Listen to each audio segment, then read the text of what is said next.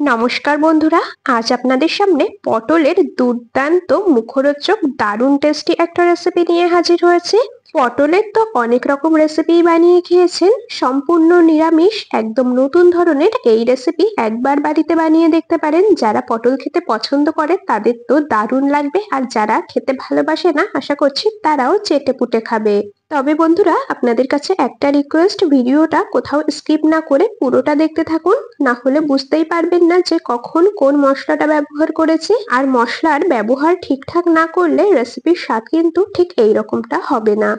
এখানে আমি 500 গ্রাম নিয়ে নিয়েছি পটল, আর পটলগুলোর খোসা দেখুন অল্প অল্প করে রেখে খোসা ছাড়িয়ে নিয়ে তারপরে পরিষ্কার করে ধুয়ে নিয়েছি। পটলের গায়ে এরকম হালকা করে খোসা রেখে দেবেন, এতে করে পটলগুলো একেবারে নরম হয়ে যাবে না, আর খেতেও বেশ ভালো লাগবে। এরপর আমি পটলগুলোকে ঠিক এইরকম ভাবে একটু কোনা করে কেটে নিচ্ছি। দেখুন ঠিক এরকম একটু তেরসা করে আমি পটলগুলো কেটে নিয়েছি, একেবারে গোল গোল করে কাটিনি। এইরকম ভাবে কাটলে আমার মনে হয় এই রেসিপিতে বেশি ভালো লাগে। তো এরকম একটু তেরসা করে পটলগুলোকে কেটে নিয়েছি। আর পটলগুলো যেহেতু আগে থেকেই ধোয়া রয়েছে, তো কাটার পর আর ধোবো না। পটলের পাত্রটাকে সাইডে সরিয়ে রেখেছি। এরপর নিয়ে নিলাম একটা পাকা টমেটো। টমেটোটাকেও ছোট ছোট টুকরো করে কেটে নিতে হবে। বন্ধুরা, আমি কাজটা করতে থাকি আর আপনারা অবশ্যই আমাকে এই সময়টা কমেন্টসে জানিয়ে যাবেন আপনারা কে কোন জায়গা থেকে আমার আজকের এই রেসিপিটা দেখছেন, তবেই না আপনাদের কমেন্টসে ধন্যবাদ জানাতে পারবো। আপনাদের সাথে কথা বলতে বলতে এদিকে আমি টমেটোটাকে ছোট ছোট টুকরো করে কেটে নিয়েছি, একটা বাটির মধ্যে তুলে নিলাম। এখন এটাকে সাইডে সরিয়ে রাখবো। রান্নাটা করার জন্য এদিকে আমি ওভেনে একটা কড়াই বসিয়ে কড়াইটাকে খুব ভালো করে গরম করে নিয়েছি। আর গরম কড়াইয়ের মধ্যে দিয়ে দিলাম পরিমাণ মতো সর্ষের তেল, আর অল্প একটুখানি দিয়েছি লবণ। লবণ দিয়ে খুব ভালো করে একটু নেড়েচেড়ে নিয়েছি, আর এখন এর মধ্যে কেটে রাখা পটলগুলোকে দিয়ে দিলাম। পটলগুলো বেশ খানিকক্ষণ সময় ধরে বেশ সুন্দর ভাজা ভাজা হয়ে আসা পর্যন্ত, পটলগুলো মোটামুটি 70 থেকে 80% মতো সেদ্ধ হয়ে আসা পর্যন্ত ভেজে নেব। পরিমাণ মতো দিয়ে দিলাম হলুদ গুঁড়ো, আর লবণ যেহেতু আগেই দিয়ে দিয়েছিলাম, লবণ আর হলুদ দিয়ে খুব ভালো করে পটলটাকে ভেজে নিতে হবে। আমি একটু ঢাকা দিয়ে দিয়েই পটলটাকে ভেজে নেব, যাতে করে পটলটা তাড়াতাড়ি ভাজা হয়ে যায়। মোটামুটি 3 থেকে 4 মিনিটের মতো লো টু মিডিয়াম ফ্লেমে ঢেকে রেখেছিলাম। ঢাকনা খুলে নিলাম, আর পটলগুলো কিন্তু এখন অনেকটাই ভাজা হয়ে গেছে, দেখতেই পাচ্ছেন পটলের গায়ে সুন্দর একটা কালার এসেছে। এর থেকে আর বেশি ভাজবার দরকার নেই, একটু নেড়েচেড়ে নিয়ে এখন পটলগুলোকে তেল ঝরিয়ে, যতটা সম্ভব তেল ঝরিয়ে নেওয়া যায় তেল ঝরিয়ে একটা পাত্রে তুলে নেব। পটলগুলো একটা পাত্রে তুলে নিয়ে সাইডে সরিয়ে রাখবো। আর রান্নাটা করার জন্য একটা মশলা তৈরি করে নেব। এখানে একটা ছোট বাটি নিয়ে নিয়েছি, তার মধ্যে ছোট চামচ মেপে 2 চামচ নিয়ে নিচ্ছি জল ঝরিয়ে রাখা টক দই। তার মধ্যে দিয়ে দেব কিছু গুঁড়ো মশলা। প্রথমেই দিয়ে দিলাম 1 চামচ জিরের গুঁড়ো, হাফ চা চামচ ধনে গুঁড়ো। এখানে আমি কালারের জন্য অল্প একটু দিয়ে দিলাম শুকনো লঙ্কার গুঁড়ো। আর দিয়েছি পরিমাণ মতো হলুদ গুঁড়ো। অল্প একটু জল দিয়ে খুব ভালো করে এখন গুঁড়ো মশলাগুলোকে টক দই আর জলের সাথে মিশিয়ে নিতে হবে। খুব বেশি জল দেওয়ার দরকার নেই, সামান্য একটু জল দিয়েছি।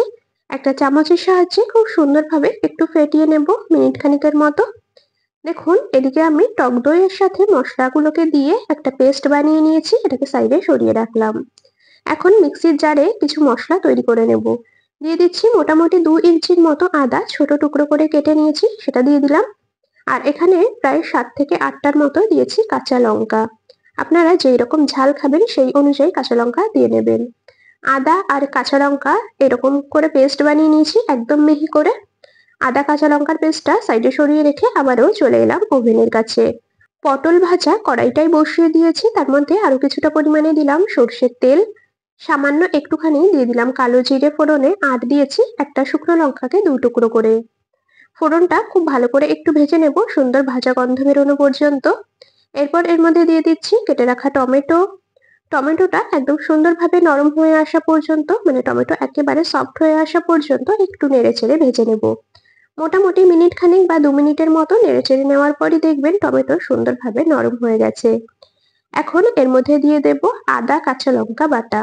বন্ধুরা, আপনারা চাইলে কিন্তু মশলাগুলোকে শিলনোড়াতে বেটে তৈরি করে নিতে পারেন, তবে আমি আর শিলনোড়াতে বাটলাম না, কিছু গুঁড়ো মশলা ব্যবহার করব। আর আদা কাঁচা লঙ্কা তো মিক্সিতেই বেটে নিয়েছি।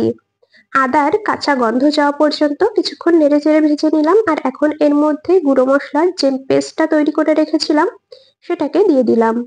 খুব ভালো করে এখন মিশিয়ে নেব। আর বন্ধুরা এই সময়টা গ্যাসের ফ্লেমটাকে আমি অফ করে দিয়েছি, যেহেতু দই ব্যবহার করলাম। গ্যাস অন থাকা অবস্থাতে দই দিলে দইটা ফেটে যেতে পারে, সেই জন্য গ্যাসের ফ্লেম অফ করে দিয়ে তারপরে দইয়ের মিশ্রণটা দিয়েছি। খুব ভালো করে মিশিয়ে নিয়ে তারপরে আবারও গ্যাস অন করে দিয়েছি। খুব ভালো করে নেড়েচেড়ে নেব যতক্ষণ না টক দই থেকে বেশ সুন্দর তেল ছেড়ে আসছে। কিছুক্ষণ কষিয়ে নেওয়ার পর টক দই থেকে তেল ছেড়ে দিয়েছে, মশলাটা খুব ভালো করে কষানো হয়ে গেছে। এখন এর মধ্যে দিয়ে দিলাম ভেজে রাখা পটলগুলোকে। পটল দিয়ে আবারও কিন্তু খুব ভালো করে মিশিয়ে নেব আর বেশ কিছুক্ষণ কষিয়ে নেব। হলুদ গুঁড়ো যেহেতু আগেই মশলায় ব্যবহার করা হয়ে গেছে, সেই জন্য এখন দিয়ে দিলাম স্বাদমতো লবণ। খুব ভালো করে নেড়েচেড়ে কষিয়ে নেব যতক্ষণ না মশলার রংটা একেবারে চেঞ্জ হয়ে যাচ্ছে, মশলাটা সুন্দর ভাজা ভাজা হচ্ছে আর পটলগুলো সুন্দরভাবে কষানো হচ্ছে। মোটামুটি আরো 5 থেকে 7 মিনিটের মতো গ্যাসের ফ্লেম মিডিয়ামে রেখে কষিয়ে নেব। বন্ধুরা, আপনারা কারা কারা এইরকম ভাবে পটলের রেসিপি বাড়িতে তৈরি করে খান বা এইরকম ভাবে খেয়েছেন, অবশ্যই আমাকে কমেন্টসে জানিয়ে যাবেন। যদি না খেয়ে থাকেন একবার বানিয়ে খেয়ে দেখবেন, আশা করছি দারুণ লাগবে। এদিকে আমি পটল মশলার সাথে খুব ভালো করে কষিয়ে নিয়েছি আর এখন দিয়ে দিলাম পরিমাণ মতো উষ্ণ গরম জল। পটলের রেসিপিতে আমি খুব বেশি ঝোল করব না, সেই হিসাবেই এখানে আমি জল দিয়েছি। আপনারা যেই রকম গ্রেভি রাখবেন সেই অনুযায়ী কিন্তু জলের পরিমাণ কম বেশি করে দিয়ে নেবেন। যতক্ষণ না ঝোলটা পুরোপুরি টেনে আসছে, পটলগুলো সুন্দরভাবে সেদ্ধ হচ্ছে, ততটা সময় পর্যন্ত ঢাকা দিয়ে রান্না করে নেব। গ্যাসের এক পাশে রান্না হতে থাকুক আর আরেক পাশের ওভেনে বসিয়েছি একটা তারকা প্যান। প্যানটা একটু হালকা করে গরম করে নিয়ে তার মধ্যে দিয়ে দিলাম 1 চামচ পোস্ত দানা আর 1 চামচ দিয়েছি সাদা সর্ষে। পোস্ত দানা আর সর্ষে দানা একেবারে কয়েক সেকেন্ডের মতো একটু নেড়েচেড়ে ভেজে নেব, না হলে কিন্তু এগুলো পুড়ে যাবে আর তখন খেতে একেবারে ভালো লাগবে না, রেসিপিটা তেতো হয়ে যেতে পারে। কয়েক সেকেন্ডের মতো একটু নেড়েচেড়ে নিয়েছি, একটা বাটির মধ্যে নামিয়ে নিলাম আর এখন শিলনোড়াতে একদম মিহি করে গুঁড়ো করে নেব। দেখুন, সর্ষে আর পোস্ত একদম মিহি করে গুঁড়ো করে নিয়েছি। যেহেতু একেবারেই অল্প মশলা, সেই জন্য আমি শিলনোড়াতেই গুঁড়ো করে নিয়েছি। আপনারা চাইলে মিক্সিতে দিয়েও কিন্তু সুন্দরভাবে গুঁড়ো করে নিতে পারেন। তা এখন গুঁড়ো মশলাটাকে সাইডে সরিয়ে রাখবো। এদিকে আবারও চলে এলাম ওভেনের কাছে। রান্নাটা কিন্তু প্রায় হয়ে এসেছে, দেখুন ঝোলটা অনেকটাই শুকিয়ে এসেছে, পটলগুলো পুরোপুরি সেদ্ধ হয়ে গেছে। রান্নাটা প্রায় হয়ে এসেছে আর এখন সবশেষে এর মধ্যে আমি 3টে কাঁচা লঙ্কা মাঝখান থেকে ভেঙে দিয়ে দিচ্ছি। এতে করে রান্নায় সুন্দর একটা কাঁচা লঙ্কার ফ্লেভার আসবে, খেতে ভালো লাগবে।